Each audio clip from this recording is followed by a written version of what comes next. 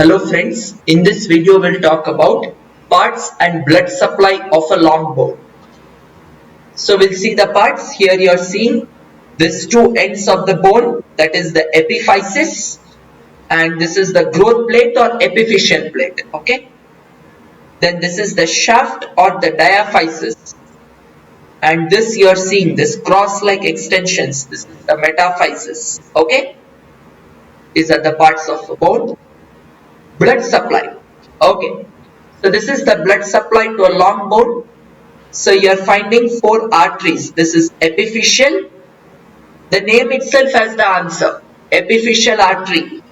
Metaphyseal, forming hairpin loops. Nutrient artery. And here you are seeing a number of periosteal arteries. Okay. That is supplying the periosteum of the bone. Okay.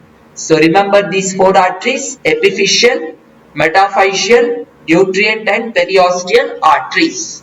Okay. So references from where I took the pictures. That brings us to end of the video. So thank you so much. I will see you in the next video.